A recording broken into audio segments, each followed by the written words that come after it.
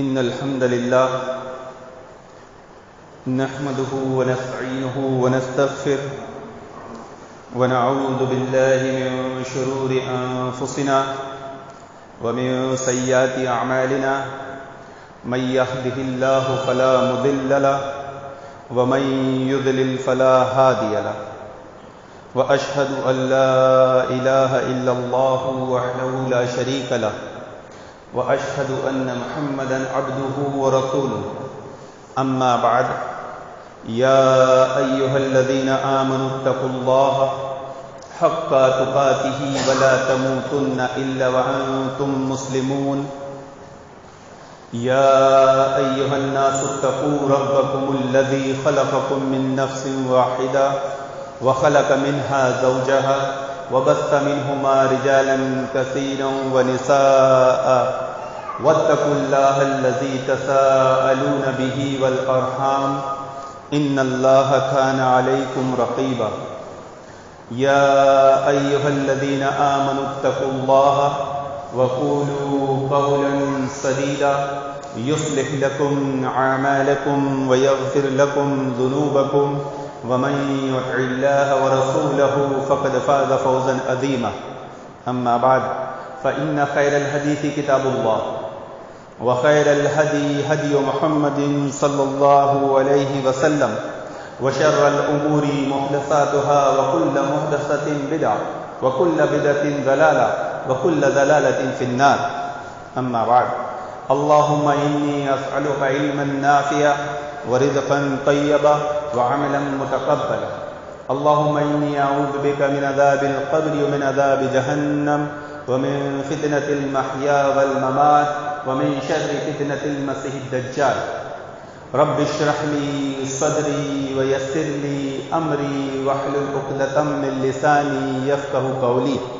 اللهم رب زدني علما اللهم رب زدني علما اللهم رب زدني علما اللهم لا جعلته سهلا وأنت تجعل الحزن سهلا إذا شئت أعوذ بكلمات الله التامة من شر ما خلق أعوذ بكلمات الله التامة من شر ما خلق أعوذ بكلمات الله التامات ومن كل شيطان وهامات ومن كل عين لامة أعوذ بكلمات الله التامة من كل شيطان وهامة ومن كل عين لامة رب یسر ولا تعسر وتمم بالخیر۔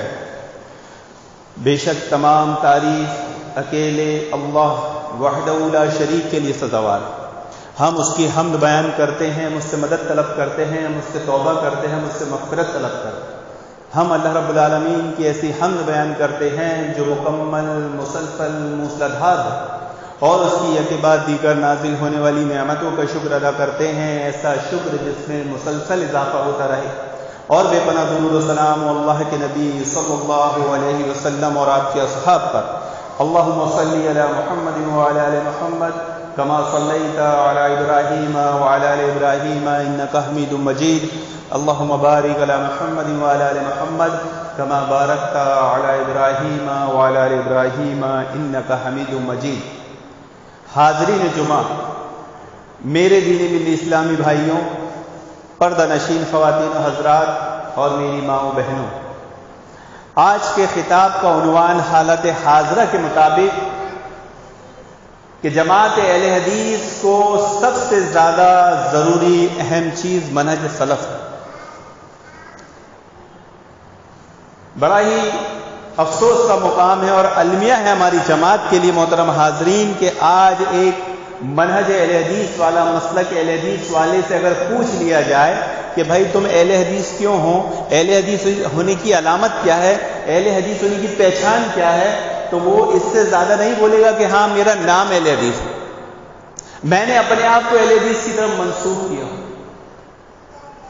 اکثریت اور خاص کر نوجوانوں کی یہ بڑے ہی افسوس کا مقام ہے اور بڑا المیہ ہے محترم حاضرین کہ آج ہمیں یہ اصول و قاعدہ نہیں معلوم کہ اہل حدیث اسے کہتے ہیں جو منہج سلف والا ہے۔ اگر وہ منہج سلف والا نہیں ہے تو وہ لاکھ اپنے آپ کو اہل حدیث کہتا رہے، لاکھ اپنے آپ کو اہل حدیث کی طرف منسوب کرتا ہے، ہرگز اہل حدیث نہیں ہو سکتا۔ اور منہج سلف کی ہی آج دوری ہے کہ لوگ بدعت و خرافات کے عملوں کو پسند بھی کر رہے ہیں، اور یہاں تک کہ صحابہ اکرام جیسی مقدس جماعت، صحابہ اکرام جیسے عظیم لوگوں پر اعتراض و طنز بھی کر رہے ہیں۔ سر 2 مسئلے آپ کے سامنے زیر بحث ہوں گے، ایک پیدل حج کر کے جانے والا، اور دوسرا مسئلہ آئے دن صحابہ اکرام پر تبرہ کرنا، اعتراضات کرنا۔ یہ ساری وجوہات، یہ ساری برائیوں کی جڑ اگر کوئی ہے تو وہ منہج سلف سے دوری ہے۔ منہج سلف کیا ہے، پہلے اس کو سمجھ لیتے ہیں، اور اس پر تربیت ہونا چاہیے۔ یہ خطبہ منہج سلف کے لیے کافی نہیں ہے، ایسے دسیوں خطبے سال 2 سال تک جب تک چلتے رہیں تو کم ہے۔ 1-2 خطبے میں آپ بور مت ہو جانا کہ منہج سلف پہ خطبہ ہو گیا کافی تھا، 2 ہو گیا کافی نہیں۔ اگر آپ سال ہر سال اس منبر سے منہج سلف بیان کرتے رہیں گے، آپ کو عنوان ٹاپک ختم نہیں ہو، کیونکہ ہماری زندگی کا ہر مسئلہ منہج سلف کا محتاج ہے۔ وَأَنَّ هَذَا صِرَاطِي مُسْتَقِيمًا فَاتَّبِعُوهُ وَلَا تَتَّبِعُوا السُّبُلَ فَتَفَرَّقَ بِكُمْ عَنْ سَبِيلِهِ۔ اللہ کے نبی صلی اللہ علیہ وسلم نے فرمایا کہ یہ میری سیدھی راہ ہے، تم اس کی پیروی کرو، اس کی اتباع کرو، اور اس کے سوا دوسری پگڈنڈیوں پر مت چلو، وہ تمہیں اللہ رب العالمین کی راہ سے بے راہ کر دیں گے۔ اور یہ میری تم کو نصیحت ہے کہ تم تقوی اختیار کرو۔ اس آیت کریمہ میں کتنی باتیں بتائی گئی ہے کہ صراط مستقیم کون سی ہے؟ اللہ کے نبی صلی اللہ علیہ وسلم کی راہ، اور جو اس سے ہٹے گا وہ یقیناً گمراہی پر ہے۔ اور اللہ کے نبی صلی اللہ علیہ وسلم نے ایک نصیحت آخر میں کی کہ تم تقوی اختیار کرو۔ محترم حاضرین، دل پر ہاتھ رکھ کے بتائیں کہ ہماری زندگی میں تقوی ہے؟ ہمیں یہ قاعدہ اصول تک نہیں معلوم کہ ہم جو نماز پڑھ رہے ہیں، ہم جو روزہ رکھ رہے ہیں، ہم جو حج کر رہے ہیں، ہم جو زکوٰۃ دے رہے ہیں، ہم جو صدقہ خیرات دے رہے ہیں، ہم جو تعاون کر کر کے ماشاءاللہ الحمدللہ ایسی بڑی بڑی مساجد و مدارس بنا رہے ہیں، یہ سارے عمل قبول کیسے ہوں گے؟ ہمیں یہ قاعدہ بھی معلوم نہیں ابھی، اور یہ ہمارے لیے بڑے افسوس کا مقام ہے۔ اللہ رب العالمین صرف متقیوں سے قبول کرتا ہے، جو تقوی والے ہیں۔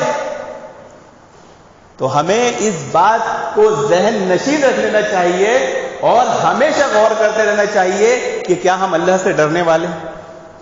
کیا ساری زندگی ہم جو اعمال کر رہے ہیں، دن میں کر رہے ہیں، رات میں کر رہے ہیں، ظاہر کر رہے ہیں، باطن کر رہے ہیں، اللہ تعالیٰ سے ڈر رہے ہیں؟ تقوی ہے؟ اگر ہے تو خوش آمدید، مرحبا، اللہ رب العالمین آپ کے عمل قبول فرمائے گا۔ اور اگر آپ میں تقوی نہیں ہے تو یاد رکھیں اللہ رب العالمین سے متقیوں سے قبول کرتا ہے۔ تو یہاں پر اللہ کے نبی نے ایک نصیحت کی کہ تم تقوی اختیار کرنا۔ اس اصول کو ہم آج ہی سے گانٹھ باندھ لیں محترم حاضرین، آپ سارے کام چھوڑ دیں اور صرف تقوی کو اختیار کر لیں، انشاءاللہ آپ کی زندگی کی بڑی بڑی مشکلات آپ حل ہوتے ہوئے دیکھیں۔ ہماری دعائیں قبول نہیں ہو رہی، اللہ ہماری نہیں سن رہا ہے، تو اللہ تعالیٰ قبول ہی کب کرتے جب متقی ہوں؟ کیا امت مسلمہ آج تقوی کا مظاہرہ کر رہی ہے؟ آج ہم بول سکتے ہیں کہ امت مسلمہ اللہ رب العالمین سے ڈر کے عمل کرتی ہے؟ یقیناً میں خود نہیں بول سکتا یہ بات کہ میں اللہ رب العالمین سے مکمل ڈرتا ہوں، کیونکہ آج یہ بیماری جو ہمارے ہاتھوں میں ہے، اس نے اللہ رب العالمین کا تقوی ایک دم ختم کر دیا۔ محلے چوراہے پر آپ دیکھیں، لوگ بچے بڑے بوڑھے بیٹھے ہیں۔ پہلے لوگ بیٹھ کے وقت گزارا کرتے تھے دوست احباب کے ساتھ، آج ان کے ساتھ بیٹھ کے موبائل میں بزی رہتے ہیں۔ تو میں بیٹھے کیوں نہ بھائی، یہ کام تو گھر پہ بھی ہو سکتا ہے، لیکن چونکہ وہ عادت تھی۔ لیکن یہاں سے تقوی کو اس چیز نے ختم کر دیا، اس پہ بحث نہیں کروں گا ورنہ بات بہت لمبی ہو جائے گی۔ تو اس آیت کریمہ میں اللہ کے نبی صلی اللہ علیہ وسلم نے نصیحت کی کہ تم تقوی اختیار کرنا اور میری سیدھی راہ۔ ابھی سیدھی راہ کی وضاحت ابھی نہیں ہوئی کہ یہی منہج سلف، والسابقون الاولون من المہاجرین والانصار والذین اتبعوهم بإحسان رضی اللہ عنہم ورضوا عنہ ذالک رضی اللہ عنہم ورضی اللہ عنہ، کہ سابقون اور اولون، انصار اور مہاجرین سبقت لے گئے،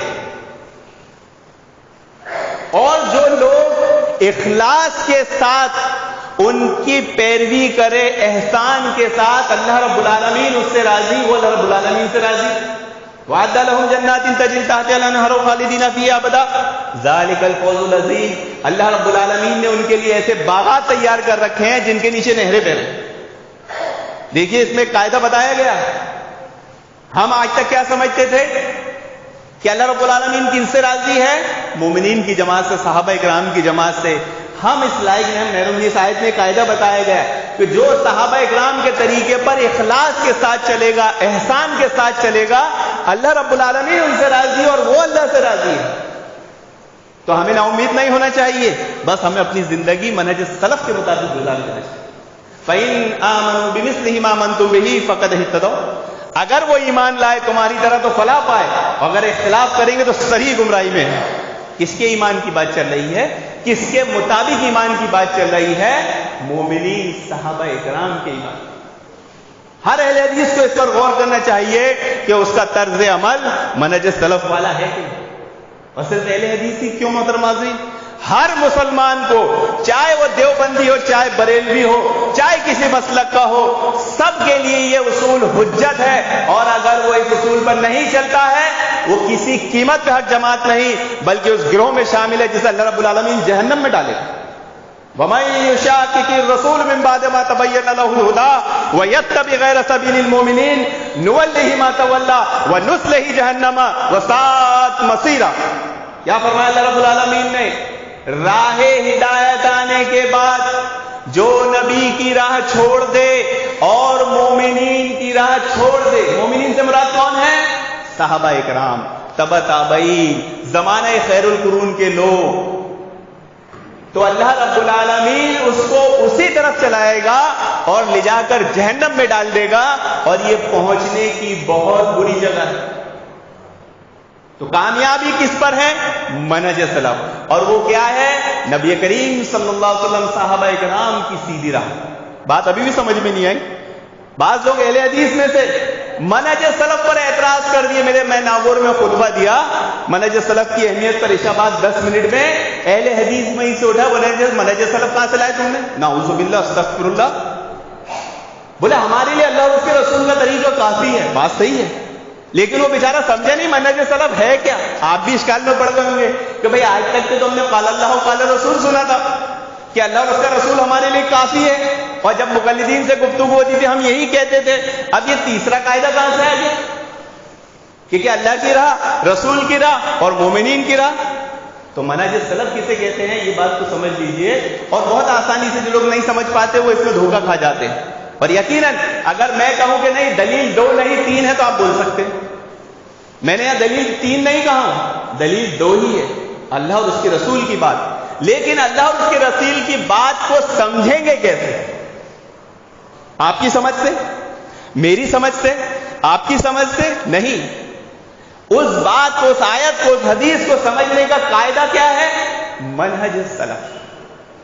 جیسے صحابہ نے سمجھا، اللہ کے نبی صلی اللہ علیہ وسلم نے جیسے صحابہ کو سمجھایا، جیسے صحابہ نے سمجھا، اور ائمہ نے جیسے صحابہ سے سمجھا. جتنے ائمہ کے حوالے دیے جاتے ہیں، ہم ان کی تقلید کرتے ہیں، ہم ان کی تقلید کرتے ہیں، ہم ان کی تقلید کرتے ہیں.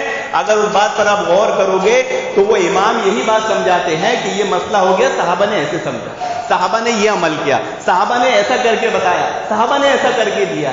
تو فہم کو کہتے ہیں، سمجھ کو کہتے ہیں منہج سلف. کتاب و سنت کی بات کو صحابہ کی فہم، تبع تابعین کے فہم سے لینا، یہ کیا ہے؟ منہج سلف. پھر بات آگے بھی آئے گی تفصیل کہ منہج سلف نہ سمجھنے کی وجہ سے کیسے کیسے اختلاف ہوتے ہیں. محترم حاضرین، ابھی سرد صاحب یہ مسئلہ دیکھ رہے ہیں. ایک شخص پیدل حج کرنے نکلا، بڑا ہی لوگ تجسس کا شکار ہے کہ آخر یہ مسئلہ ہے کیا یہ بات درست ہے غلط ہے نا؟ الحمدللہ مسئلہ کے اہل حدیث، جماعت اہل حدیث میں سے بہت کم لوگ ایسے ہوں گے جو اس کو صحیح مانتے ہیں، لیکن دلائل موجود نہیں ہیں. بات سمجھ میں نہیں آ رہی ہے کہ یہ عمل درست ہے یا نہیں. میں پوچھنا چاہتا ہوں، کیا عمل درست ہے؟ کوئی بھائی بتا سکتا ہے؟ جبکہ قرآن کی آیت ہے، اللہ رب العالمین کا حکم ہے، اللہ کے گھر کی طرف چلو جیسے ہو، پیدل ہو یا سوار ہو. یعنی حج کرنے آؤ، کیسے آؤ؟ پیدل یا سوار. اللہ تعالیٰ نے تو حکم دیا پیدل کا، پھر آپ اس کو غلط کیسے بول رہے ہو؟ یا پھر یہ صحیح کیسے ہے؟ یہ مسئلہ منہج سلف کا ہی محتاج بنے گا. منہج سلف کو بیچ میں سے ہٹا دیں گے، آدمی کنفیوز ہو جائے گا. لیکن اس عمل کو کرنے سے پہلے ہمیں اسلام کے خلاف ہونے والی سازشوں پر غور کرنا چاہیے. آپ نے کبھی غور کیا ہے کہ ایک بندہ حج کے لیے پیدل جا رہا ہے 8 ملکوں کو کراس کر کے.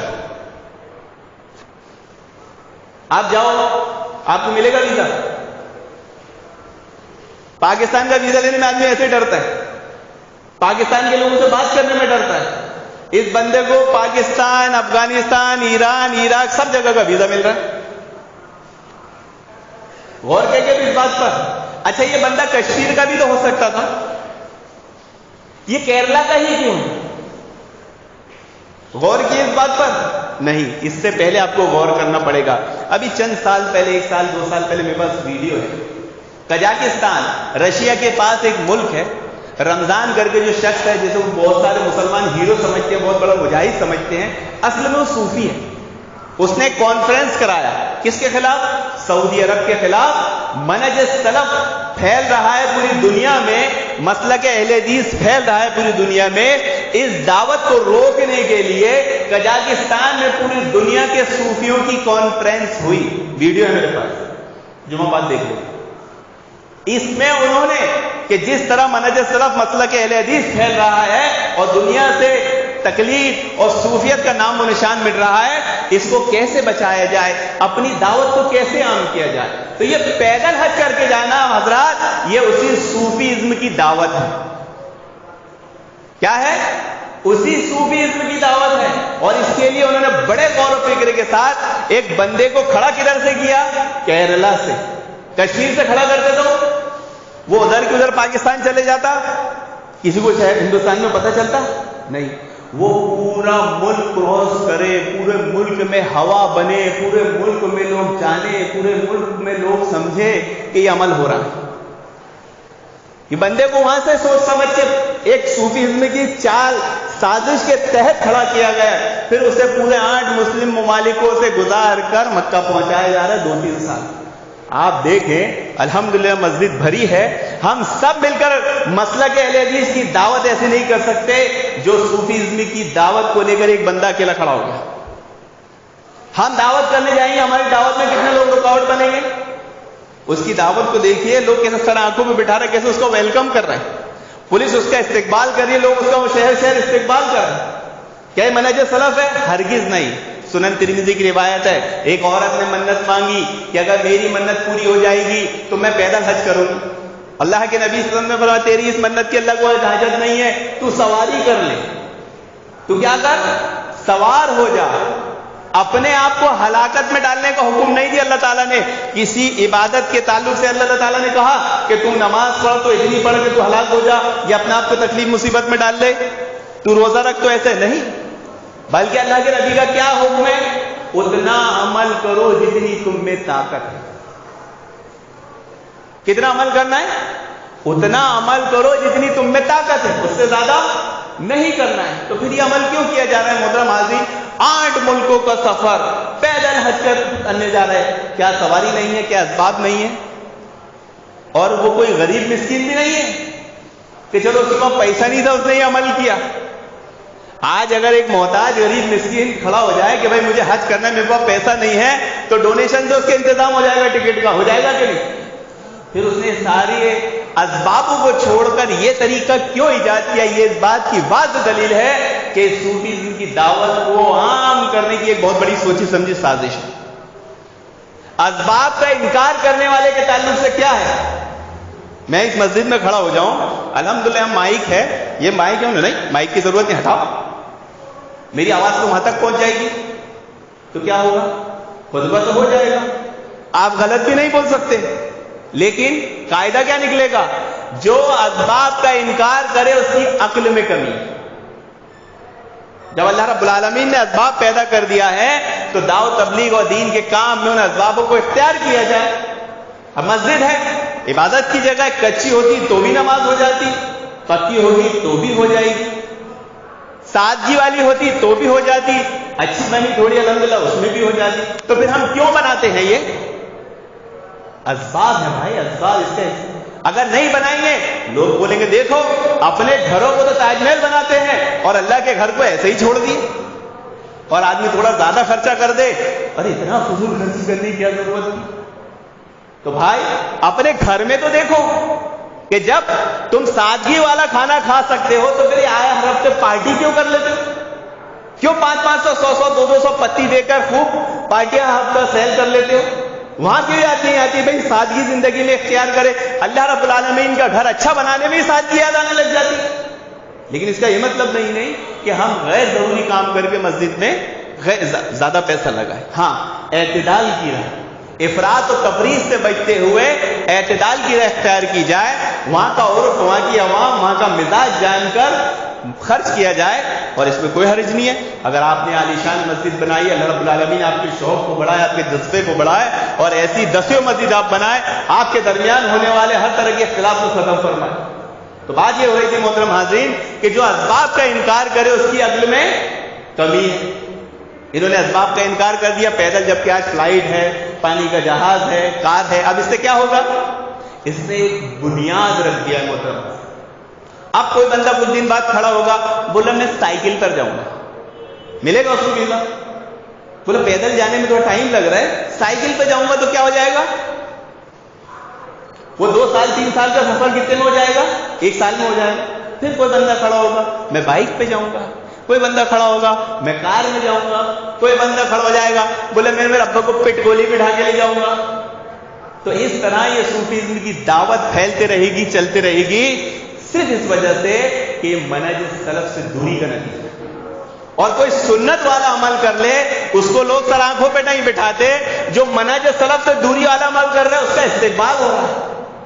اچھا بھائی یہ کون سی بات ہوئی کہ آپ کتاب و سنت والا عمل کرو اور کفار آپ کی عزت کر لیں؟ کافر لوگ بھی اس کی عزت و احترام میں لگے ہوئے محترم حاضرین. مسلمان تو ہے ہی کم علم، لا علم، علم سے دور، منہج سے دور والے مسلمان تو ہیں ہی. وہ بیچارے جذباتی مسلمان ہیں، جذباتی باتوں کو بڑی آسانی سے لے لیتے ہیں. اور یہ لا علمی کی علامت ہے کہ جو آدمی لا علم ہوتا ہے وہ جذباتی باتوں سے بہت جلدی مرعوب ہوتا ہے. جو جذباتی بات سے کبھی مرعوب نہیں ہونا چاہیے. مرعوب مسلک اہل حدیث کو کس سے ہونا چاہیے؟ منہج سلف سے. تو منہج سلف کو سیکھنا، منہج سلف کو سمجھنا، یہ آپ کی زندگی، آپ کے معاملات میں صرف آسانیاں پیدا کرے گا. آپ کی زندگی کا ہر مسئلہ منہج سلف کا محتاج ہے. آپ کی زندگی میں کوئی بھی مسئلہ کھڑا ہوتا ہے، آپ کسی کی طرف رجوع نہ کریں. آپ اہل علم کی صحبت میں بیٹھے، علماء کی صحبت میں بیٹھے کتابیں کھولیں اور دیکھیں کہ منہج سلف میں صحابہ اکرام نے اس میں کیا مسئلہ کیسے حل کیا. بات بہت لمبی ہے، وقت بہت کم ہے. ایک مثال دے کے بات کو سمجھاتے ختم کروں گا اپنی، اور پھر میں آؤں گا صحابہ اکرام کے اوپر ہونے والے حملے کی طرف ہم کتنی توجہ دیتے ہیں. ہمارے گھر میں بیویاں ہیں، ہمارا ان کے ساتھ کیا ویوہار ہے؟ اکثر آپ دیکھتے ہوں گے 100 میں سے 90% لوگوں سے اگر آپ پوچھ لو کہ بھائی آپ کے گھر میں بیوی ہے، ہاں بولے بہت زیادہ بولتی ہے، ہاں زیادہ بولتی ہے. کسی کی بیوی ایسی ہے جو بہت کم بولتی ہوگی. کوئی بول سکتا ہے نہیں میری بیوی بہت نیک ہے، بہت سشیل ہے، بہت سمجھدار ہے، کم بولتی ہے؟ نہیں، بہت زیادہ بولتی ہے. اور زیادہ بولنے کی وجہ سے آدمی کا دماغ، ذہن ہمیشہ متنفر رہتا ہے. بعض دفعہ اسے غصہ بھی آتا ہے، بہت زیادہ غصہ آتا ہے، پھر اس کے بعد تھوڑی ٹھکائی پٹائی بھی ہو سکتی ہے، ہو جاتی ہوگی. اب بیویاں زیادہ بولے، اس مسئلے میں منہج سلف کیا ہے؟ ہمیں کیا کرنا چاہیے؟ حضرت عمر رضی اللہ عنہ کو ایک شخص نے پوچھا کہ آپ کی بیوی بہت زیادہ بولتی ہے، آپ کچھ بولتے کیوں نہیں؟ دیکھیے وہ صحابہ ہیں، ان کی بیویاں بھی صحابیہ ہیں، تابعی ہیں. ان پر ہم اپنے آپ کو قیاس نہ کر لیں، پہلی چیز. یا ان کے تعلق سے ہمارا دل گندا یا میلا نہ ہو کہ دیکھو بہت زیادہ بولتی تھی، ہماری بیوی نے بول دی تو کیا ہوا. وہ زیادہ بولنے نہیں ہے، فطرت بیان کی جا رہی ہے کہ زیادہ بولنا عورت کی فطرت ہے. اور جو چیز فطرت ہوتی ہے اس پہ حکم نہیں لگتا. اپنی سوکن سے بغض رکھنا ہر عورت کی فطرت ہے. کوئی عورت ایسی بتا دو صحابیہ ام المومنین سے لے کے آج تک کہ وہ اپنی سوکن سے خوش ہو؟ نہیں. جبکہ دوسری شادی کرنا کیا ہے؟ اجازت ہے. فوراً لوگ بولتے سنت ہے. بھائی سنت نہیں ہے، اس میں بہت سارے مسائل ہیں، اس کو سیکھنا سمجھنا بہت ضروری ہے. بعض دفعہ وہ واجب ہے، بعض دفعہ وہ منع ہے، بعض دفعہ وہ مستحب ہے، لیکن اس میں بحث کریں گے دوسرا. تو اب کسی سے کوئی دوسری شادی کر لیتا ہے، اس کی بیوی اس سے خوش رہے گی؟ سوگن سے کبھی خوش نہیں رہتے. تو اللہ کا حکم ہے جو اللہ کے حکم کے تعلق سے اپنے دل میں کوئی برا خیال یا برائی محسوس کرے وہ اسی وقت دار اسلام سے خارج ہو سکتا ہے. تو سوکن سے تو ام المومنین بھی تھوڑا سا فرق رکھتی تھی, تو کیا دار اسلام سے خارج ہو جائے گی؟ نہیں, وہ فطرت تھی. فطرت جہاں فطرت ہوتی ہے وہاں حکم نہیں لگتا. تو حضرت عمر کی ایک بیوی تھی, غالباً حضرت عتیقہ ہی ہوگی آخری بیوی, وہ بہت زیادہ بولتی تھی. حضرت عمر سے جب سوال کیا گیا کہ آپ کی بیوی بہت زیادہ بولتی ہے, آپ تو وہ ہیں جن کے سامنے بڑے بڑوں کی بولتی بند ہو جاتی ہے, کوئی بول نہیں پاتا ہے, آپ کی بیوی بولتی ہے, آپ کچھ بولتے کیوں نہیں؟ کہا وہ میری بیوی میرا خیال رکھتی ہے, میرے کپڑے دھوتی ہے, میرے بچوں کو سنبھالتی ہے, ان کو پالتی ہے, میرے گھر کو اپنا گھر سمجھتی ہے, میری خوشی و آرام کا ذریعہ ہے, یہ سوچ کر میں جانے دیتا ہوں, درگزر کر دیتا ہوں. اب یہ طریقے کو آپ اپنی زندگی میں اپلائی کریں. آپ کے گھر میں جو میاں بیوی سے محبت ختم ہو گئی تھی انشاءاللہ لوٹ آئے گی. جو بیوی کی عزت آپ کی نظروں سے گر گئی تھی, جو بیوی آپ کی نظروں سے گر گئی تھی, جو آپ کے دل سے نکل گئی تھی, ان چھوٹی چھوٹی باتوں کی وجہ سے, فطرتی باتوں کی وجہ سے انشاءاللہ وہ واپس لوٹ آئے گی. اب آپ کو آپ کی بیوی بہترین عورت نظر آئے گی, عزت دار عورت نظر آئے گی, اور آپ اس کی اس برائی کو فطری برائی سمجھیں گے, اس کی کوئی ارادتاً برائی نہیں سمجھیں گے, نہیں اس کی فطرت ہے. تو یہ ہے محترم حاضرین منہج سلف, جو انسان کے چھوٹے چھوٹے مسائل کو اتنے اچھے انداز میں حل کرتا ہے کہ کھوئی ہوئی زندگیاں بھی, دکھ و درد میں ڈوبی ہوئی زندگیاں بھی ابھر جاتی ہے اور ان کے حالات بدل جاتے ہیں. اسی طرح ایک مسئلہ محترم حاضرین سردت جو چلتا ہے صحابہ اکرام پر حملہ. کتنے بجے جمع؟ 1:30 بجے. صحابہ اکرام پر حملے عام بات ہے. آئے دن صحابہ اکرام پر تبرہ, صحابہ اکرام پر اعتراضات. اس کے لیے ہم نے کیا تیاری کی؟ اس کے لیے ہم کیا تیاری کرتے ہیں؟ اس کی تیاری کا ایک ہی طریقہ ہے, ہم منہج سلف کو سیکھیں. جب ہم منہج سلف کو سیکھیں گے ہمارے سارے اشکالات کے ہمیں جواب مل جائیں گے. ہم ان لوگوں کو بھی سمجھا سکتے ہیں جنہوں نے صحابہ اکرام کے تعلق سے اپنے دل برے کر لیے. سر دس میں ایک مسئلہ آپ کے سامنے بیان کروں کہ وہ شیعہ روافضی مسئلے اٹھاتے ہیں. ہاں, ایک مسئلہ یہ بھی ہے کہ آج اسلام پر جو حملے ہو رہے ہیں, اس حملوں کے پیچھے وجہ کیا ہے؟ بھائی یہ کفار یا مشرکین تھوڑی آ کے قرآن حدیث پڑھتے ہیں, ان کو تھوڑی معلوم کہ قرآن حدیث میں کیا لکھا ہے. ان کو یہ مواد نکال کر دے کون رہا ہے؟ دیتا کون ہے؟ یہ شیعہ روافض. یہ نکال کر دیتے ہیں انہیں. دیکھو اسلامی کتابوں میں لکھا, ان کو کیا معلوم بیچاروں کو کہ وہ کتاب تاریخی میں صحیح ہے, ضعیف ہے, موضوع بات ہے. وہ تو سمجھے کتاب میں لکھی ہے, جیسے ہماری کتاب میں جھوٹا جھوٹا لکھا ہم مان لیتے ہیں, وہ مان لیتے ہیں. تو یہ مواد سارے نکال کر دیتا کون ہے معلوم؟ یہ شیعہ روافض. حضرت عثمان پر ایک الزام کہ انہوں نے قرآن کو بدل دیا. آپ نے سنے ہوں گے حضرت عثمان نے قرآن کو بدل دیا, نہیں سنے ہوں گے.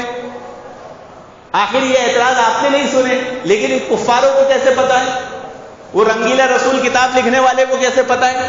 اس نے کہاں سے یہ بات لے آیا؟ بلکہ یہی ایک روایت, ایک کیا ہوتا ہے نا, کسی مسئلے کو سمجھانے کے صرف ایک ہی روایت آپ بیان کرو گے تو مسئلہ پورا سمجھ میں نہیں آئے گا, آدمی ٹھوکر کھا جائے گا. ایک مسئلے کو سمجھنے کے لیے اس مسئلے کے تعلق سے جتنی روایتیں احادیث ہے پہلے سب سامنے رکھیں گے, اور پھر اس سے ایک نتیجہ کیا جاتا ہے تو صحیح ہوتا ہے. صرف ایک ہی بات رکھ لیں گے تو ایک روایت ملتی ہے کہ حضرت عثمان نے سارے صحیفوں کو آگ لگا دی اور صرف ایک قرآن جمع کر کے دے دیا. اور دیکھو حضرت عثمان نے پورا قرآن, سارے قرآن کو جلا دیا اور صرف ایک قرآن کو وہ کر دیا. اب اس پر خوب لاگ لپیٹ کر کے اس میں اپنی منمانی باتیں گھسا دی, اس میں اتنے پارے کم کر دیے, اس میں وہ کر دیے, پھر یہ ساری کہانیاں بڑی بڑی کہانیاں بننا شروع ہو جاتی ہے. اور ہوئی ہے یہاں تک کہ اتنی بڑی کہانیاں بنی کہ شیعہ روافض نے اپنے غائب امام کو غار میں چھپا دیا اصلی قرآن لے کر, کہ وہ قرآن تو لے کے چلے گا غار میں, اب وہ آئیں گے امام مہدی کے ٹائم. اور 1400 سال سے امت بنا قرآن کے جی رہی ہے, مطلب ان کی امت بنا قرآن کے جی رہی ہے. کیا مزاق ہے؟ تب یہ مسئلہ کیا تھا محترم حاضرین, اس کو سمجھنا ضروری ہے. سوال یہ کہ حضرت عثمان نے جو قرآن جمع کیا اور جن صحیفوں کو آپ نے آگ لگوا دیا, نظر آتش کر دیا, تو کیا حضرت عثمان کا قرآن وہ قرآن نہیں جو اللہ کے نبی صلی اللہ علیہ وسلم پہ نازل ہوا تھا؟ یہی باور کرایا جاتا ہے, یہی پیش کیا جاتا ہے, ایسا ہی سمجھایا جاتا ہے. اور ہم مسلمانوں کو نہیں معلوم, اگر ہمارے سامنے کوئی اعتراض کر لے نہیں جواب دے سکتے. ایک شیعہ کا بچہ آ کر صحیح بخاری مسلم سے ایسی ایسی روایتیں آپ کے سامنے پیش کر دے گا, آپ عوام کیا, آپ کے عالم کی سٹی پٹی گل ہو جائے گی. میں ممبئی میں دیکھا ہوں شیعہ کالونی پہ ایک گیٹ بنا ایسا گول، اس پر لکھا ہے، کیا لکھا ہے آپ جا کے دیکھ سکتے ہیں، آج بھی ہوگا، اپنے بچوں کو حدیث کا علم سکھاؤ اس سے پہلے کہ گمراہ لوگ انہیں گمراہ کر دیں۔ ان کو اتنی فکر ہے، حدیث کا علم سکھاؤ بچوں کو، اور ہم سب ناظرے میں وہ مگن ہے، ہمارے بچے نے اگر نورانی قاعدہ ختم کر لیا، ماشاء اللہ کیا بڑا کمال کر دیا، پتہ چلا بچپنے سے نورانی قاعدہ پڑھ رہا تھا، آج تک ختم ہی نہیں ہوا۔ ہمارے بڑوں کے نورانی قاعدہ ختم نہیں ہو، جو 1 مہینے کا کورس ہے وہ 20-20 سال سے چلا رہا ہے، اور وہ کہاں پہنچ گئے؟ وہ یہی روایت نکال کے آپ کو دکھا دے، آپ کے پاس جواب کیا ہے؟ آپ یقین سے بول سکتے ہو ہاں یہ وہی قرآن تھا جو اللہ کے نبی صلی اللہ علیہ وسلم نے جمع کیا تھا؟ نہیں بول سکتے۔ محترم حاضرین، بات دل و دماغ میں بٹھا لیجئے، حضرت عثمان رضی اللہ عنہ نے جس قرآن کو جمع کیا اور دوسرے صحیفوں کو آگ لگا دی، تو جو جمع کیے قرآن وہ وہی قرآن تھا جو اللہ کے نبی صلی اللہ علیہ وسلم کا تصدیق شدہ، توثیق شدہ قرآن تھا۔ لوگ کیا سمجھتے کہ اللہ تعالیٰ نے قرآن کی حفاظت کا وعدہ کیا ہے، اِنَّا نَحْنُ نَزَّلْنَا الذِّكْرَ وَإِنَّا لَهُ لَحَافِظُونَ، اس قرآن کو کی حفاظت کرنا ہم نے اس کو نازل کیا اور اس کی حفاظت ہم ہی کریں گے۔ تو کیا اللہ تعالیٰ نے کیا ہے؟ اللہ کے نبی نے نہیں کیا، نعوذ باللہ۔ یہ ہم مسلمانوں میں تصور پھیلا ہوا ہے، اور پھر بعد میں آ کے کس نے کیا؟ صحابہ نے، حضرت عثمان نے۔ تو ظاہر سی بات ہے جب اس کڑی سے آپ نے اللہ کے نبی کو ہٹا دیا تو غلط فہمی تو پھیلے گی۔ جیسے اللہ کے نبی صلی اللہ علیہ وسلم سے لے کر ائمہ تک آپ نے بیچ میں سے صحابہ کو ہٹا دیا، تو پھر آپ تقلیدی روش پہ چل پڑو گے۔ مقلد لوگ کیا کرتے ہیں؟ اللہ کے نبی کے بعد ڈائریکٹ اپنے امام صاحب کو لے لیتے ہیں، بیچ میں سے صحابہ کو، منہج سلف کو ہٹا دیتے ہیں۔ تو ہم نے بھی کیا کیا اس مسئلے میں؟ اللہ کے نبی کو ہٹا دیا، اللہ تعالیٰ نے حفاظت کا وعدہ کیا اور اللہ تعالیٰ نے اپنے صحابہ سے یہ کام لیا، کیونکہ اللہ کے نبی تو امی تھے، آپ لکھنا پڑھنا نہیں جانتے تھے، اور اللہ تعالیٰ نے ان سے کروایا بھی نہیں، کیونکہ لوگ اشکال کرتے، سوال کرتے کہ بھئی امی تھے، انہوں نے کیسے کر لیے؟ اصل میں یہ مسئلہ یاد رکھیے کہ یہ ساری تصدیق، توثیق اللہ کے نبی صلی اللہ علیہ وسلم کی ہی کی ہوئی ہے۔ جیسے کوئی وحی نازل ہوتی تھی آپ اسے خود یاد کرتے تھے، صحابہ اکرام کو یاد کروایا کرتے تھے اور بیان کرتے تھے کہ جو قرآن یاد کرے گا اللہ تعالیٰ اس سے راضی ہو جائے۔ صحابہ اکرام یاد کیا کرتے تھے، پھر آپ اسے چمڑے کے ٹکڑوں پر، پتلے پتلے پتھروں پر، جھاڑ کے پتوں پر، جھاڑ کی شاخوں پر اور اونٹ کے شانے والی ہڈیوں پر لکھوا لیا کرتے تھے۔ آپ خود لکھنا پڑھنا نہیں جانتے تھے، لیکن آپ یہ کام کس سے کرا کرتے تھے؟ صحابہ اکرام سے۔ اور پھر یاد رکھے 23 سالہ زندگی گزری اللہ کے نبی کی، قرآن ایک بار میں تو اترا نہیں، تھوڑا تھوڑا اترتا تھا، تو بار بار اسے لکھواتے تھے اور تصدیق کرتے تھے کہ کہیں کوئی غلطی یا کمی تو نہیں رہ گئی۔ اور وہ کب ہوتا تھا؟ وہ رمضان کے مہینے میں ہوتا تھا۔ اور تصدیق کرنے میں اللہ کے نبی کے سامنے کون ہوتا تھا؟ جبریل امین ہوتے تھے۔ ہم نے روایت تو سنیے نا کہ آخری عشرے میں اللہ کے آخری رمضان، جو اللہ کے نبی کا آخری رمضان تھا عمر کا، اس میں اللہ کے نبی صلی اللہ علیہ وسلم نے قرآن کا ایک دور نہیں کیا ہے بلکہ 2 دور کیے جبریل امین کے سامنے، یہ نا۔ تو کیا سب حفظ کر کے سناتے تھے؟ نہیں، بلکہ 23 سالہ زندگی میں ہر رمضان میں اس بات کی تصدیق، توثیق، تحقیق ہوا کرتی تھی کہ کہیں کوئی غلطی، کمی یا کمزوری تو نہیں رہ گئی۔ قرآن جمع کرنے میں، لکھنے میں ہر سال آپ یہ محنت کرتے تھے۔ پھر یہ صحابہ کرام نے کی اور اللہ کے نبی نے کی، غلط تصور کہاں سے آ گیا؟ منہج سلف سے دور ہونے کا نتیجہ۔ صحیح بخاری کی روایت ہے، میں اپنی طرف سے نہیں بول رہا ہوں۔ پھر اس کے بعد ابو بکر صدیق رضی اللہ عنہ کا دور آیا، آپ نے اس قرآن کو جمع کیا، اس کو کتابی شکل دی، یہاں تک کہ اس کے ورقوں کو اس زمانے میں دھاگے سے مضبوط باندھا گیا۔ ٹیکنالوجی نہیں تھی، ایسے باریک باریک بائنڈنگ وغیرہ نہیں تھی کہ چلو جیسے بہترین کتاب بنا کے دے دیا جائے۔ اس زمانے کی جو ٹیکنالوجی ساری بڑا تھا، وہی قرآن حضرت عمر کے پاس رہا، حضرت عمر کے پاس کے بعد وہی قرآن حضرت حفصہ کے پاس رہا، اور پھر جب حضرت عثمان رضی اللہ عنہ کا دور آیا تو اس زمانے میں ایک اختلاف برپا ہوا۔ کیا اختلاف؟ اس کے تلفظ پر اور کلام میں فرق پر، کہ بھائی قرآن کا یہ تلفظ ایسا ہے اور اس کا یہ کلام اس طرح ہے۔ لوگوں میں اختلاف شروع ہوا تو جس کا تلفظ جیسا تھا وہ اپنے مخالف کو غلط سمجھنے لگا، تو غلط میں صحیح۔ میرا تلفظ صحیح، تیرا تلفظ غلط، ساتھ قرأت تھی، اس کی وجہ سے اختلاف ہونے لگا۔ حضرت عثمان نے دیکھا کہ اگر اس اختلاف پر، اس فتنے پر نظر نہیں رکھی گئی تو آج یہ زمانہ خیر القرون کا دور ہے، آج اتنے اختلاف ہے، آگے جا کے کتنا ہوگا۔ آج کے دور میں اگر ہوتا تو پتہ نہیں کیا ہوتا۔ وہ زمانہ خیر القرون کا دور تھا، صحابہ تبع تابعین کا دور تھا، تو یہ حال تھا۔ اور فتنوں پہ نظر رکھنا یہ بھی منہج سلف ہے۔ منہج سلف کیا ہے؟ فتنوں پہ نظر رکھنا اور فتنوں کو دیکھنے کے بعد ان کا سدباب کرنا، ان کو ڈھیلا نہیں چھوڑ دینا۔ یہ ممبر، یہ خطبے ہوتے ہی اسی لیے ہیں۔ یہاں آ کر معاشرے میں جماعت میں اپنا کوئی فتنہ پھیلا ہے، ہم اس سے سبقت ہے، اس سے نظر ہٹا لیں اور دوسرے آ کے یہاں بیٹھ کے فضائل بیان کریں، یہ بیان کریں جس سے کچھ حاصل نہیں ہونے والا ہے۔ منہج سلف کا طریقہ نہیں ہے، اور کسی کو برا بھی نہیں ماننا چاہیے کہ اگر ہماری جماعت میں کوئی چیز ایسی ہو گئی ہے جو منہج سلف کے خلاف ہے، جس کی وجہ سے کوئی فتنہ برپا ہو سکتا ہے، اور اس کے لیے اہل علم آ کر، امام آ کر، عالم آ کر یہاں اس کا رد کرتا ہے، تو لوگ سمجھتے ہیں ہمارے بارے میں بول دیے۔ غلط نہیں سمجھنے، یہ اس کا حق ہے اور یہ سننا آپ کا حق ہے، اور یہی منہج سلف ہے۔ حضرت عمر کی فضیلت معلوم ہے نا کہ اسلام اور فتنوں کے درمیان دروازہ کون ہوگا؟ عمر ہو۔ جس دن یہ دروازہ ٹوٹ جائے گا اسلام میں فتنے عام ہوں گے، اور ہوئے۔ تو فتنوں پہ نظر رکھنا یہ صحابہ کی سنت تھی۔ یہ بخاری کیا کتاب ہے؟ بخاری کیوں لکھی گئی؟ امام بخاری کیوں لکھی؟ جیسے فتنہ دیکھتے تھے، معاشرے میں کوئی برائی پھیلی ہے، اس کے تعلق سے چیپٹر بناتے تھے، حدیث لا کے اس کا رد کرتے۔ یہ بخاری لکھی ایسی گئی۔ تو فتنوں پہ نظر رکھنا یہ کیا ہے؟ منہج سلف۔ حضرت عثمان نے دیکھا کہ آج یہ اختلاف تلفظ کے اوپر، اس سے معنی مفہوم میں کوئی فرق نہیں پڑ رہا تھا، لیکن آگے کم علم لوگ آئیں گے، آگے اختلاف ہوگا، جھگڑے ہوں گے، تو کیوں نہ حضرت عثمان نے حکم جاری کیا۔ کیا؟ حضرت حفصہ سے وہ قرآن بلایا۔ حضرت عثمان نے کوئی نئے لوگوں نے قرآن جمع نہیں کیا، وہی قرآن جو ابوبکر صدیق، حضرت عمر کے زمانے سے حضرت حفصہ کے پاس آیا تھا، اسی قرآن کو بلایا، اس کی نقل تیار کی، اور سارے بڑے بڑے مدارس، مراکز میں جو دور میں تھے، سب جگہ ایک ایک کاپی بھیجی۔ ایسا نہیں کہ میرے پاس ایک قرآن ہے اب سب جگہ سے ہٹا دو، نہیں، پہلے اس کی کاپیاں تیار کی گئی، نقل تیار کی گئی، سارے مراکز میں ایک بھیلواڑہ بھیج دو، ایک جودھ پور بھیج دو، ایک جے پور بھیج دو، ایک دلی بھیج دو، ایک ممبئی بھیج دو، ایک چنئی بھیج دو۔ جب یہ سب جگہ پہنچ گئی، اس کے بعد آپ نے حکم جاری کیا کہ اب اس کے سوا جن لوگوں کے پاس کوئی صحیفے موجود ہیں ان کو نظر آتش کر دیا جائے۔ کیوں؟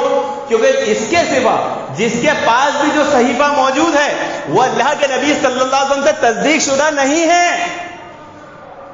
یہی تو نسخہ ہے جو اللہ کے نبی سے تصدیق شدہ ہے، توثیق شدہ ہے۔ تو کیا کرتے؟ آپ ہوتے ہو، میں ہوتے تو کیسا کرنا غلط تھا؟ آپ بولتے نہیں، تھوڑا نظر آتش نہیں کرنا تھا، آگ نہیں لگانا تھا، پانی میں ٹھنڈا کر دینا چاہیے تھا۔ آج ہمارے ہاں قرآن سپارے بوسیدہ ہوتے، ہم کیا کرتے ہیں؟ پانی میں ٹھنڈا کر دینا، آگ نہیں لگاتے۔ آگ لگائیں گے تو کیا ہوگا؟ غلط تاثر ہو جائے گا۔ تو یہ آج کا دور ہے، اس دور میں تصور نہیں تھا، وہ زمانے خیر القرون کے لوگ تھے۔ ہم ہوتے اسے برا مانتے، کیوں؟ عرف ہوتا ہے، ہر جگہ کی سمجھ ہوتی ہے، لیکن وہ علم والے لوگ تھے۔ اگر وہ پانی میں ٹھنڈا کیا جاتا تو اور فتنے کا ڈر تھا۔ کیوں؟ جیسے ان صحیفوں کو لے کر سمندر میں بہا دیا جاتا تو ہو سکتا ہے وہ سارے ٹھنڈے نہیں ہوتے، وہ صحیفے بہ کر دشمنوں کے ہاتھ لگ جاتے، یہود و نصارہ کے ہاتھ لگ جاتے، اور پھر وہ اس کی کمیوں کمزوریوں کو نکال کر قرآن میں غلطی بتا دیتے، نعوذ باللہ۔ جیسے آج لوگ بتا دیتے ہیں کہ قرآن کی بعض آیتیں منسوخ ہے اور بعض آیتیں ناسخ ہے، اور اس سے پتہ چلتا ہے کہ اللہ رب العالمین کو بھی غلطی لگی، اور اللہ رب العالمین نے اس غلطی کو سدھارنے کے لیے آیتوں کو منسوخ کر کے ناسخ والی آیتیں بھیج دیا نا اس میں۔ تو حضرت عثمان کا یہ فیصلہ ایک دم درست تھا، اور وہ اس لیے کہ اپنے سامنے وہ کام ہو جانا چاہیے تاکہ کسی طرح کی غلطی اور فتنے کا خدشہ آگے نہ رہے۔ ہم ہوتے کیا کرتے بتائیے؟ یہی کرتے نا۔ تو محترم حاضرین، یہ منہج سلف ہے، اس کو سیکھیے، سمجھیے، پڑھیے، انشاءاللہ آپ کی زندگی کے سارے مسائل، مرحلے آسان بھی ہو جائیں گے، حل بھی ہو جائیں گے، رزق روزی میں برکت ہوگی، دکھ درد تکلیفیں دور ہوگی۔ پھر اس طرح کے اعتراضات، اور صرف یہ مسئلہ یہاں نہیں رکتا، یاد رکھے کہ کوئی آدمی صحابہ پر اعتراض کر رہا ہے تو کیا ہوا، اللہ اور اس کا رسول، اسلام تو محفوظ ہے، نہیں، یہ اعتراض بڑھ کر اللہ پر بھی جاتا ہے، یہ اعتراض بڑھ کر رسول پر بھی جاتا ہے، یہ اعتراض بڑھ کر صحابہ کی پوری جماعت، اسلامی حکومت سب پر جاتا ہے، وہ پھر سب کی گستاخیاں کرتا ہے۔ پھر اعتراض جڑ دیے، دیکھو اللہ تعالیٰ نے قرآن میں کلام کیا کہ وہ واحد ہے، قل هو اللہ احد، اللہ ایک ہے، لیکن اپنا تعارف ہمیشہ جمع کے صیغے سے کراتا ہے، نحنو، ہم نے اس کو نازل کیا۔ نحنو صیغہ کون سا ہے؟ جمع کا۔ اب یہ نہ سمجھی، دیکھو بے شک اللہ رب العالمین نے جب یہ بات کہہ دیا قل هو اللہ احد کہ اللہ رب العالمین احد ہے، ایک ہے، تو پھر اللہ رب العالمین دو تو ہو ہی نہیں سکتے، تین ہو ہی نہیں سکتے، تو پھر نحنو کا صیغہ کیوں آیا؟ یہ منہج سلف سے دوری کا نتیجہ ہے، یہ علم سے دوری کا نتیجہ ہے۔ نحنو کا صیغہ لغوی معنی میں دو سے زیادہ پر استعمال ہوتا ہے، دو پر بھی ہوتا ہے، دو سے زیادہ پر بھی ہوتا ہے، لغوی معنی میں، اصطلاح میں نہیں۔ اور اصطلاح میں یہ احترام کے طور پر استعمال ہوتا ہے، جیسے آپ انگلش کو بھی پڑھ لیں گے ہو آر یو، سنگولر ہے نا، ایک آدمی اکیلا ہے، اس سے پوچھا جا رہا ہے ہو آر یو، یو تو پلورل۔ جو لوگ انگلش پڑھتے ہیں سنگولر اور پلورل کا اگر ان سے قاعدہ پوچھ لیا جائے، میں نے میرے ٹیچر سے پوچھ لیا، سر یہ تو اکیلا ہے، ہم ہو آر کا صیغہ کیا ہے؟ آر کائی کے لیے آتا ہے؟ پلورل کے لیے آتا ہے۔ اس کائی کے لیے آتا ہے؟ سنگولر کے لیے۔ تو ہو آر یو کیوں پوچھا جاتا ہے؟ ہو از یو کیوں نہیں پوچھا جاتا؟ اب ان کے پاس جواب نہیں تھا، انہوں نے مار دیا منطق کہ انگلش از اے جو ایکسرسائز، انگلش از اے فنی لینگویج۔ اور یہ بات صحیح ہے، انگلش از اے فنی لینگویج، اس میں باتیں ایسی ہے جو بے اصول ہوتی ہے، بس ہے تو ہے، ایسا عربی میں نہیں ہے۔ اصل میں وہ قاعدہ وہاں پر یہی ہے، کوئی احتراماً بات ہے، ہم نے یہ کام کیا۔ اگر میں اکیلا بھی یہ کام کیا ہوں گا، آپ پرائم منسٹر کا بھی اسٹیٹمنٹ سن لو گے تو وہ یہ نہیں بولے گا میں نے یہ کام کیا، ہم نے یہ کام کیا، کیونکہ میں سے کیا آ جاتا ہے؟ میں پن آتا ہے۔ اب یہ مسجد بنی ہے، اگرچہ اس مسجد کو بنانے میں ایک ہی آدمی کی کوشش ہوگی، اگر وہ یہاں کھڑے رہ کے بولے مسجد میں نے بنوایا تو آپ کیا بولیں گے؟ دیکھو ہر جگہ میں گھسا۔ لیکن جیسے ہی وہ بولیں گے مسجد ہم نے بنائی ہے تو کیا ہوگا؟ ایک میسج جائے گا کہ میں پن ختم ہو گیا۔ اور نحنو کا جو صیغہ آتا ہے وہ کائی کے لیے آتا ہے؟ کائی کے لیے آتا ہے؟ احترام کے لیے۔ تو اللہ رب العالمین اپنے نام کا احترام بہتر کرنا جانتا ہے تاکہ ہم بھی اس کا نام نحنو کر کے لیں احتراماً۔ تو یہ صیغہ کیا ہے؟ احترام کا ہے۔ اسی طرح محترم حاضرین، پھر یہ اعتراضات بڑھتے بڑھتے اللہ کے نبی صلی اللہ علیہ وسلم تک پہنچ جاتے ہیں، اور کیا کہہ دیا جاتا ہے کہ اللہ کے نبی صلی اللہ علیہ وسلم نے کوئی قرآن آپ پہ نازل نہیں ہوتا تھا، کوئی وحی نازل نہیں ہوتا تھا، نعوذ باللہ یہ اللہ کے نبی کو قرآن آ کے شیطان سکھاتا تھا۔ اور یہ قرآن وہ وحی نہیں ہے جو نئی نازل ہوئی، بلکہ یہ بائبل کی دوسری نقل ہے۔ اب یہ صحابہ سے گستاخی بڑھتے بڑھتے کہاں پہنچ گئی؟ اللہ پر، رسول پر، قرآن پر۔ اور دلائل کیا دی جاتی ہے کہ آپ دیکھ لو صحیح بخاری وغیرہ کی روایت ہے، صحیح ہے ان میں کہ اللہ کے نبی ایک عیسائی لوہار کے پاس جاتے تھے اور اس سے کام کرتے تھے، کروایا کرتے تھے۔ بولے اس کے پاس بیٹھ کے آپ نے قرآن سیکھا ہے، یہ وہ قرآن ہے جو بائبل کا دوسرا روپ ہے۔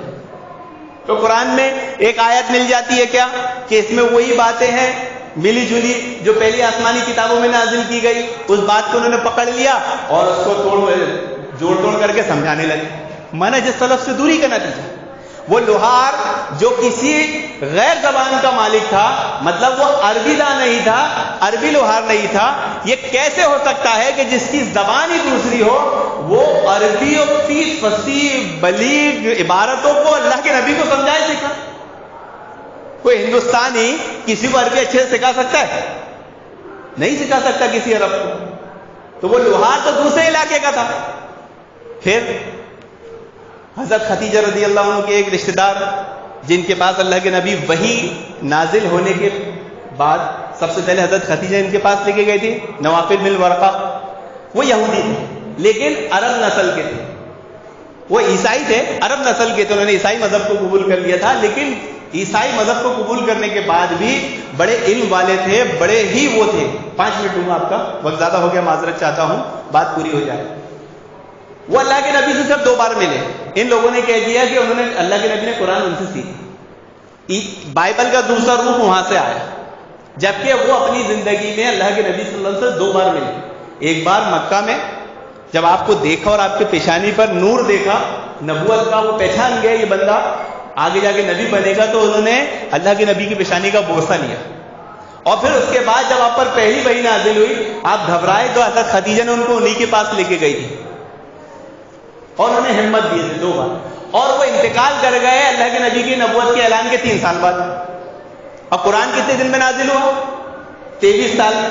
تو جو بندہ شروع کے 3 سال میں انتقال کر گیا وہ کیسے پورا قرآن 23 سال تک سکھا سکتا ہے؟ سکھا سکتا ہے؟ نہیں سکھا سکتا.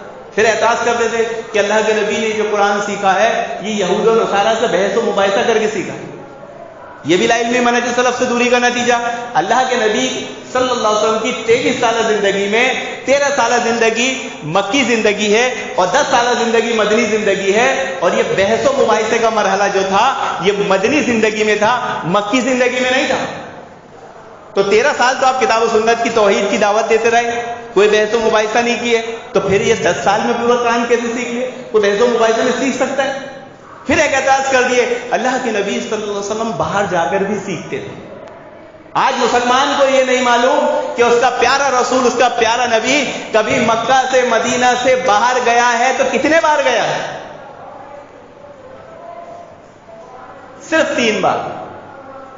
ایک 9 سال کی عمر میں، ایک 12 سال کی عمر میں اور ایک 25 سال کی عمر. 9 سال کی عمر میں اپنی والدہ کے ساتھ مدینہ گئے اللہ کے نبی، پھر 12 سال کی عمر میں اپنے چچا کے ساتھ شام گئے اور پھر 25 سال کی عمر میں حضرت خدیجہ کی تجارت کے تعلق سے شام جانا ہوا.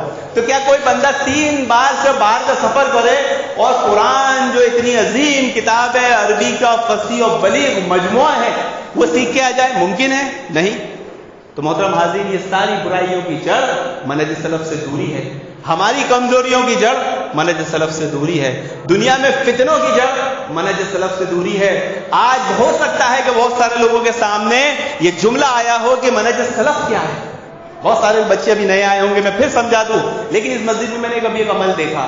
جب میں ممبر پہ خطبے کے لیے بیٹھا تھا، اذان ہو رہی تھی، بعض احباب کھڑے رہ کے اذان ختم ہونے کا انتظار کر رہے ہیں کہ اذان ختم ہوئے تو ہم وضو اور نماز پڑھیں. یہ طریقہ درست نہیں ہے. خطبہ سننا واجب ہے، خطبہ سننا واجب ہے اور نوافل پڑھنا سنت ہے. تو سنت کے لیے واجب کو نہیں چھوڑا جا سکتا. پہلا مسئلہ یہ کہ ایسے وقت پر آپ کو آنا ہی نہیں چاہیے کہ آپ واجب کو چھوڑ کے نوافل پڑھ رہے ہیں. یعنی خطبہ شروع ہونے کے بعد یا خطیب کے ممبر پر بیٹھ جانے کے بعد آپ کو صرف پہلے ہی آ جانا چاہیے. اب آپ نوافل کے لیے کس کو چھوڑیں گے؟ آپ اذان کا انتظار کر رہے ہیں تو کیا ہوگا؟ پھر اذان ختم ہوگی، پھر آپ نوافل پڑھیں گے، اتنی دیر تک آپ کا خطبہ ہٹ جائے گا. تو واجب کے لیے سنت کو نہیں چھوڑا جائے گا بلکہ سنت کو چھوڑا جائے گا واجب کے. تو اگر ایسی صورت ہے آپ کی، آپ مسجد میں اتفاق ہے، میں نہیں بول رہا ہوں اجازت نہیں دے رہا ہوں، کوئی یہ مت سمجھنا کہ ہاں انہوں نے بولے تھے. پہلی بات تو خطیب کے ممبر پہ بیٹھنے سے پہلے آپ کو ایسی مسجد بھری ہونا چاہیے. یہ منہج سلف ہے. یہ کبھی بھی اٹھے منہ اٹھائے جمعہ کے لیے آ گئے، یہ منہج سلف نہیں ہے. یہ منہج سلف کے اگینسٹ کا عمل ہے. اور جب تک آپ کا یہ عمل درست نہیں ہوگا آپ بھول جائیں کہ اللہ رب العالمین آپ کا کوئی عمل قبول کرے گا یا اللہ رب العالمین آپ کو اس عمل میں کامیابی دے گا. خطیب کے ممبر پہ بیٹھنے سے پہلے مسجد بھر جانا چاہیے. اتفاق کبھی مصروفیت کی وجہ سے، سفر کی وجہ سے ایسا ہو جائے اور آپ اذان کے وقت مسجد میں داخل ہو تو آپ پہلے سنت پڑھے، اذان ہونے دیں، سنت پڑھ لیں اور فوراً خطبے کی تیاری کریں. یہ منہج سلف ہے. اللہ رب العالمین سے دعا ہے کہ اللہ رب العالمین ہمیں منہج سلف سیکھنے سمجھنے کی توفیق عطا فرمائے. آمین یا رب العالمین. وآخر دعوانا الحمدللہ رب العالمین.